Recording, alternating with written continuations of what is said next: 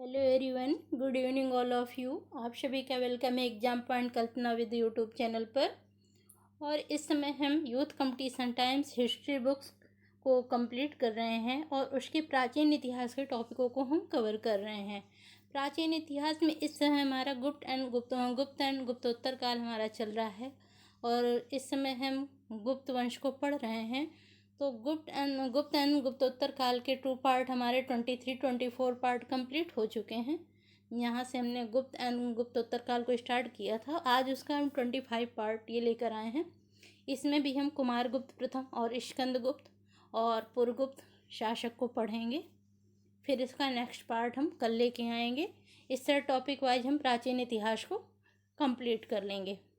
तो आइए, one liner वही बुक्स है और वन लाइनर बुक्स है, फिर भी इसके जो क्वेश्चन है उसके जो शासक क्वेश्चन तो वन लाइनर है जो कि वेरी इंपॉर्टेंट है, लेकिन जो शासक है उनको हम थोड़ा सा आपको एक्सप्लेन कर देंगे जिससे आपका कॉन्सेप्ट क्लियर हो जाए और क्वेश्चन सॉल्व करने में आसानी हो। तो आइए हम स्टार्ट करते हैं। ये कल 24 पार्ट के 2 क्वेश्चन रह गए थे, इसको हम कंप्लीट कर लेते हैं। फिर कुमारगुप्त प्रथम के शासक के बारे में हम पढ़ेंगे।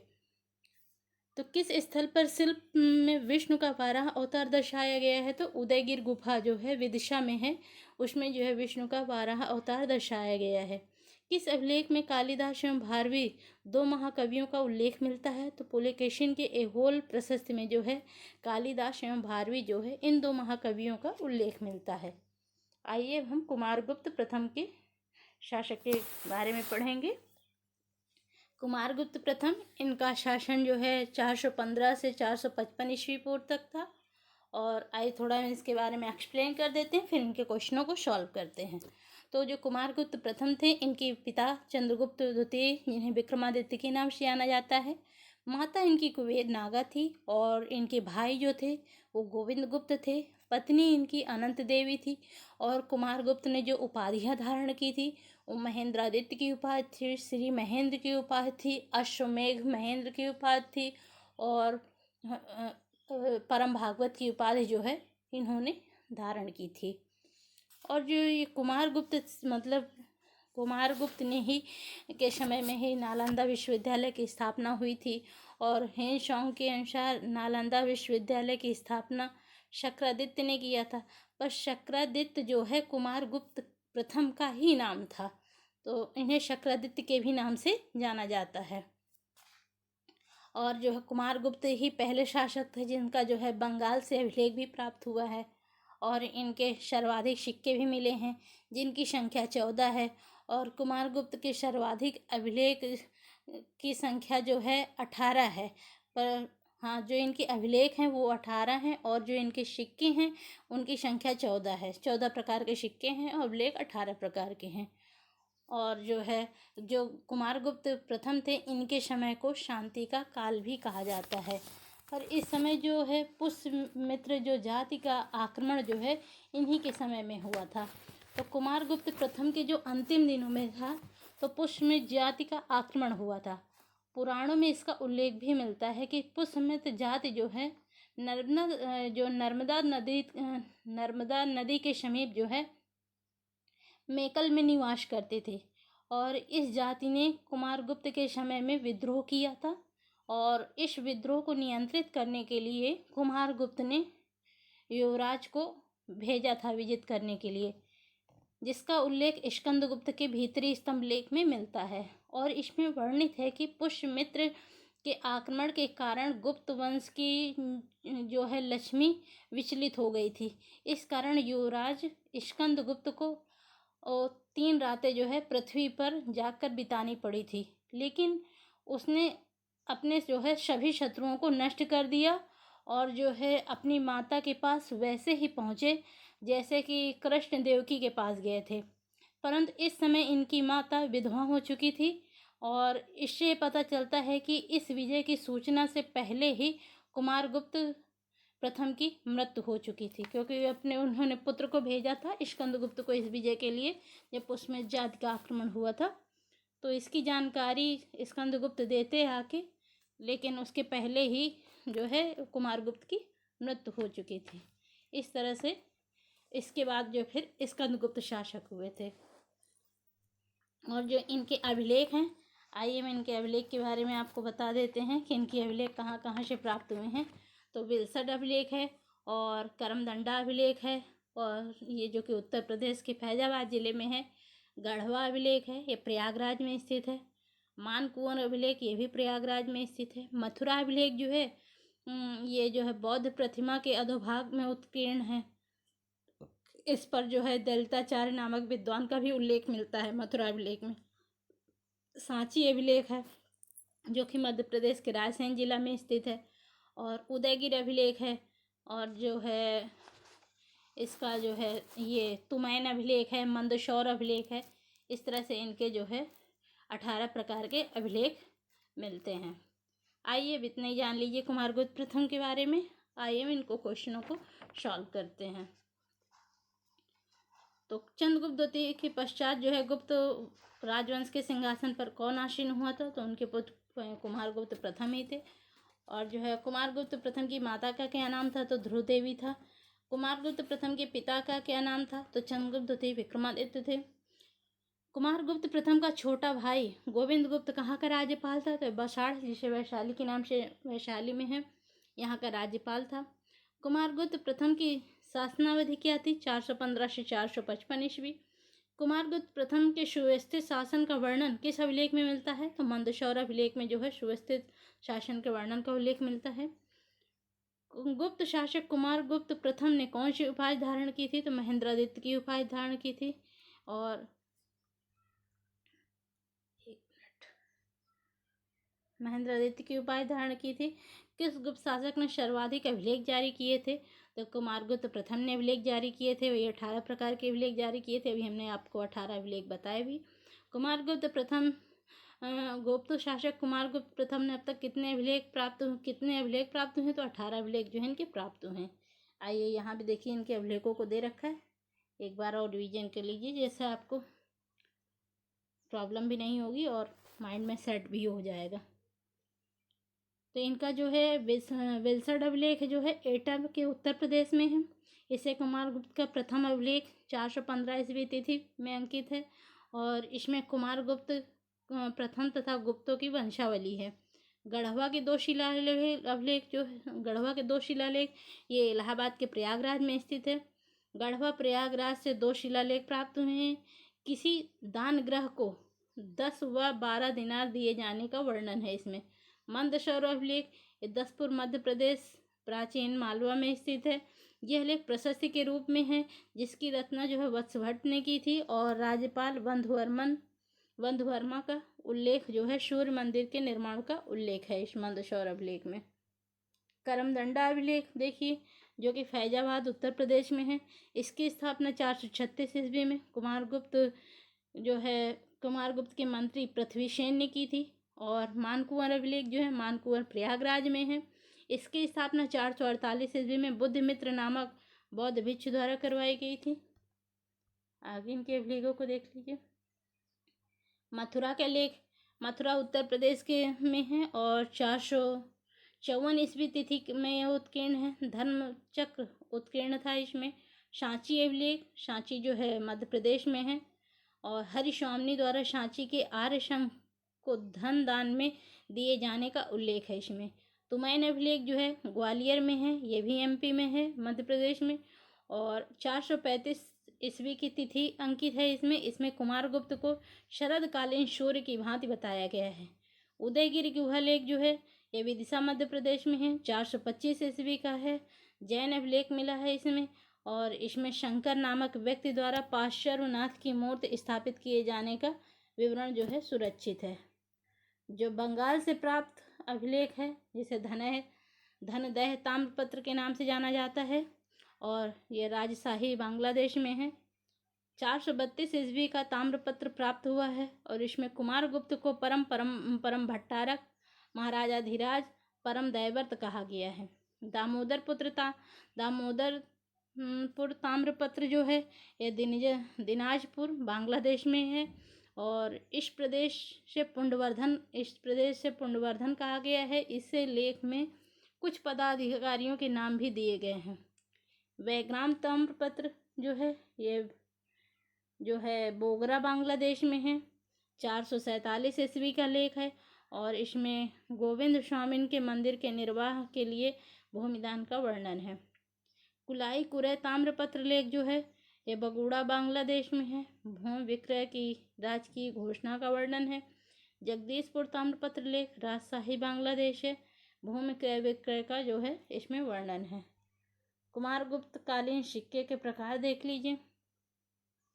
अश्वमेध प्रकार का सिक्का जो है व्याघ्र निहंता प्रकार का है। इधर से देखिए सारे सिक्के हैं जो कि 12 प्रकार के सिक्के थे ना इनके, पर इसमें इतने ही दे रखे हैं। अश्वमेध प्रकार का सिक्का है, अश्वरोही प्रकार का सिक्का है, गजारोही प्रकार का सिक्का है, खड़ग निहंता प्रकार का सिक्का है, वीणाधारी प्रकार का सिक्का है, व्याघ्र निहंता प्रकार का सिक्का है, धनुधारी प्रकार, कार्तिकेय प्रकार और मयूर प्रकार के इनके सिक्कों के प्रकार मिले हैं। और जो कुमारगुप्त प्रथम की उपाधियां देख लीजिए। महेंद्रादित्य की, महेंद्र सिंह की, व्याघ्र बल पराक्रमज्ञ ही, और गुप्त गुलाम चंद्र की, गुप्त कुल व्योम शशि की, श्री महेंद्र की, अश्वमेध महेंद्र की, शक्रादित्य की और व्याघ्र निहंता, इनकी इतनी उपाधियां थी।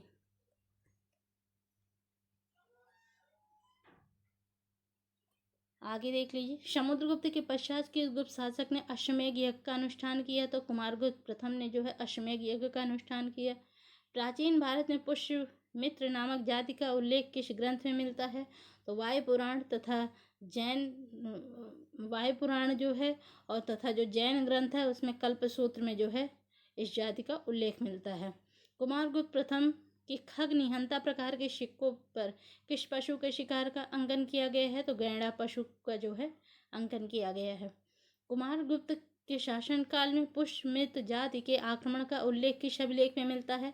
तो स्कंदगुप्त के भीतरी लेख में जो है इस जाति का उल्लेख मिलता है। गुप्त काल में पुष्यमित्र जाति का उल्लेख किस ग्रंथ में मिलता है? तो वायु पुराण तथा जैन ग्रंथ जो कल्पसूत्र है उससे इसकी जानकारी प्राप्त होती है। अश्वमेध यज्ञ का अनुष्ठान किस गुप्त शासक ने किया था? तो समुद्रगुप्त तथा कुमारगुप्त प्रथम ने अश्वमेध यज्ञ का अनुष्ठान किया था। कुमारगुप्त प्रथम के समकालीन पुंडवर्धन भुक्त राज्य का राज्यपाल कौन था? तो चिरादत्त था। कुमारगुप्त प्रथम के समकालीन पुंडवर्धन भुक्त राज्य के राज्यपाल चिरादत्त का वर्णन किस अभिलेख में मिलता है? तो दामोदर के ताम्रपत्र लेख में मिलता है। कुमारगुप्त प्रथम के समकालीन पश्चिमी मालवा में स्थित दशपुर का राज्यपाल कौन था? तो बंधुवर्मा था। और कुमारगुप्त के समकालीन पश्चिमी मालवा क्षेत्र राज्यपाल बंधुवर्मा का उल्लेख किस अभिलेख में मिलता है? तो जो बंधुवर्मा है उनका उल्लेख जो है मंदसौर अभिलेख में मिलता है। कुमारगुप्त कालीन किस उच्च अधिकारी के उपरिक्त महाराजा कहा गया है? तो पृथ्वीसेन को जो है उपरिक्त महाराजा कहा गया है। गुप्तकालीन प्रशासक पृथ्वीसेन का कार्य क्षेत्र किस प्रदेश में था? तो अवध प्रदेश में था। आगे देखिए इनके क्वेश्चनों को। कुमारगुप्त कालीन प्रशासक पृथ्वीसेन का वर्णन किस अभिलेख में मिलता है? तो कर्मदंडा अभिलेख में मिलता है। कुमारगुप्त प्रथम किस धर्म के अनुयायी थे? तो वैष्णव धर्म के अनुयायी थे। कुमारगुप्त प्रथम ने किस प्रशासक ने महात्मा बुद्ध की एक मूर्ति की स्थापना की थी? तो बुद्ध मित्र ने जो है महात्मा बुद्ध की एक मूर्ति की स्थापना की थी। कुमारगुप्त प्रथम के किस राज्यपाल ने मालवा में सूर्य मंदिर का निर्माण कराया था? तो बंधुवर्मा ने जो है मालवा में सूर्य मंदिर का निर्माण करवाया था, जो कि ये कुमारगुप्त के राज्यपाल थे। और नालंदा विश्वविद्यालय की स्थापना जो है कुमारगुप्त प्रथम के द्वारा करवाई गई थी। चीनी यात्री हेनसांग के विवरण के अनुसार नालंदा महाविहार विश्वविद्यालय की स्थापना किसके द्वारा करवाई गई थी? तो शक्रादित्य के नाम से, और शक्रादित्य को ही कुमारगुप्त प्रथम कहा जाता था। इनके शक्रादित्य के नाम से भी जाना जाता था। कुमारगुप्त प्रथम ने किस आक्रमणकारी को पराजित किया था? तो पुष्यमित्र जातियों को जो है पराजित किया था। आगे देख लीजिए इनके क्वेश्चन को। स्कंदगुप्त जो है, अब हम स्कंदगुप्त के बारे में पढ़ेंगे, जो कि इनके पुत्र थे और इन्हें क्रमादित्य के नाम से जाना जाता है। स्कंदगुप्त का शासनकाल जो है 455 से 467 ईस्वी तक था। आइए हम थोड़ा सा इनके बारे में एक्सप्लेन कर देते हैं, फिर इनके क्वेश्चनों को हम सॉल्व करते हैं। तो ये जो स्कंदगुप्त थे इनके समय जो पूर्ण आक्रमण हुए थे और जो है जो भीतरी स्तंभलेख है इसमें इन्हें शक्रोपम कहा गया। और जो कहोम अभिलेख है इसमें राम के समान धर्म परायण करने वाला कहा गया। और जो शूपिया अभिलेख है इसमें युधिष्ठिर के समान इन्हें सत्यवादी कहा गया। इसके अलावा स्कंदगुप्त की उपाधि एकमात्र वीर और देश रक्षक परम भागवत की भी मिलती है। कुमार गुप्त के बाद इनका पुत्र स्कंदगुप्त अगले शासक हुए। स्कंदगुप्त के समय की पहली तिथि 455 ईस्वी जूनागढ़ अभिलेख में उत्कीर्ण मिलती है। और गढ़वा अभिलेख से रजत मुद्राएं मिलती हैं और जिसकी अंतिम तिथि 467 ईस्वी मिलती है। और सर्वप्रथम आशी मजूमदार थे इन्होंने यह मत प्रतिपादित किया था कि कुमार गुप्त की मृत्यु के बाद इनके ज्येष्ठ पुत्र पुरगुप्त शासक हुए तथा स्कंदगुप्त और उसकी हत्या करके सिंहासन रूढ़ हुए थे। और भीतरी मुद्रा लेख में पुरगुप्त की माता का नाम अनंत देवी और महादेवी कहा गया है। और इनके समय पे भी हूण आक्रमण हुए थे। तो हूण मध्य एशिया की रहने वाली एक बर्बर जाति थी जिसकी 2 शाखाएं थी। एक पश्चिमी शाखा थी और दूसरी पूर्वी शाखा थी। तो पश्चिमी शाखा मध्य एशिया से रोम चली गई थी और जो पूर्वी शाखा थी वो मध्य एशिया से भारत की ओर चली आई। हूण आक्रमण की सूचना स्कंदगुप्त के जूनागढ़ अभिलेख से मिलती है और भीतरी स्तंभलेख से मिलती है। और जो सोमदेव की पुस्तक कथा सरित सागर है और जो महायान बौद्ध धर्म की पुस्तक है चंद्रगर्भ परिप्रच्छा इससे इसकी जानकारी प्राप्त होती है। परंतु इसमें सबसे सही उल्लेख भीतरी स्तंभलेख को ही माना जाता है। और भीतरी स्तंभलेख के 8वें श्लोक में हूण आक्रमण के एवं युद्ध के विषय में स्पष्ट विवरण मिलता है। इसमें यह भी उल्लेख मिलता है कि हूणों के साथ साथ युद्ध क्षेत्र में उतरने पर उसकी भुजाओं एवं प्रतापों से पृथ्वी काँप उठी थी। जूनागढ़ अभिलेख में हूणों को मलेच्छ कहा गया जिसे स्कंदगुप्त ने पराजित किया था।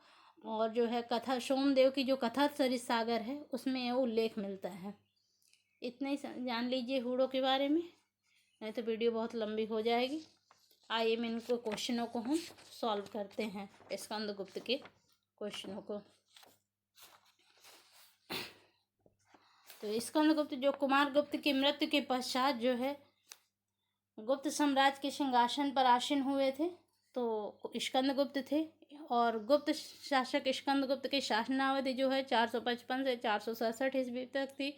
गढ़वा अभिलेख तथा चांदी के सिक्कों में स्कंदगुप्त की अंतिम तिथि क्या मिलती है, भी हमने आपको बताया 467 ईस्वी मिलती है। गुप्त शासक स्कंदगुप्त की महत्वपूर्ण अभिलेख कौन सा है, तो जूनागढ़ अभिलेख है। किस अभिलेख में स्कंदगुप्त की प्रारंभिक तिथि 455 ईस्वी का उल्लेख मिलता है, तो जूनागढ़ अभिलेख मिलता है।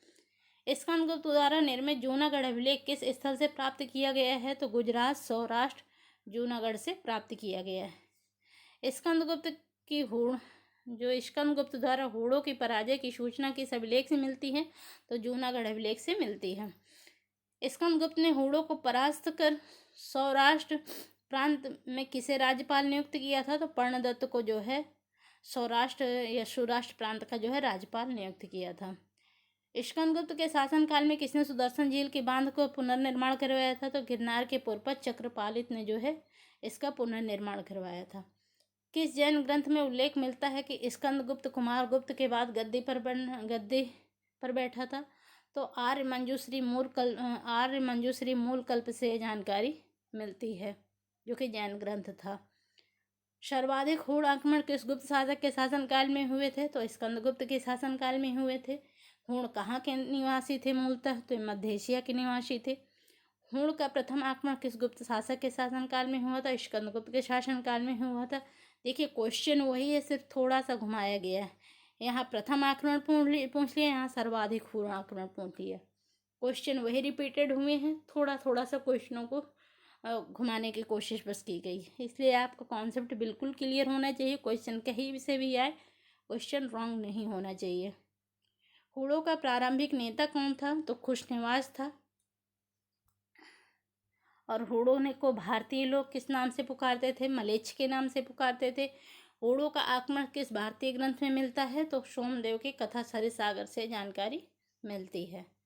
स्कंदगुप्त कालीन सिक्के देख लीजिए तो इन्होंने गरुड़ प्रकार के सिक्के चलाए थे, वेदी प्रकार के सिक्के चलाए थे, नंदी प्रकार के सिक्के चलाए थे, धनुर्धारी प्रकार के सिक्के चलाए थे, छत्र प्रकार के सिक्के चलाए थे और अश्वरोही प्रकार के सिक्के चलाए थे।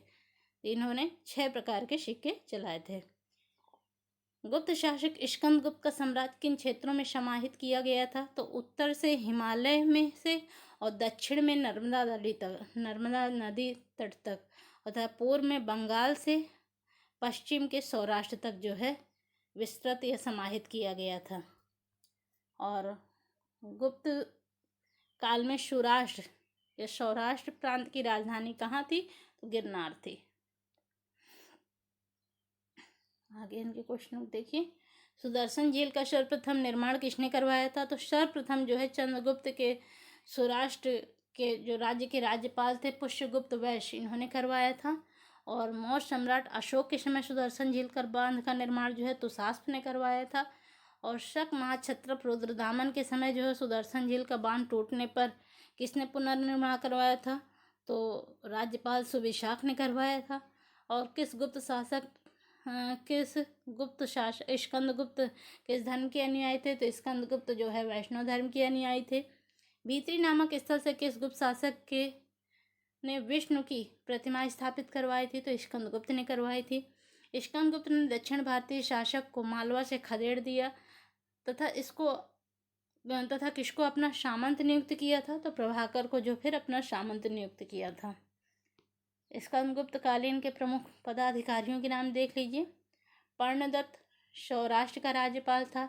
सर्वनाग अंतर्वेदी गंगा यमुना दोआब का विषयपति था। भीमवर्मन जो है कौशाम्बी का राज्यपाल था। प्रभाकर जो है पश्चिमी मालवा का राज्यपाल था।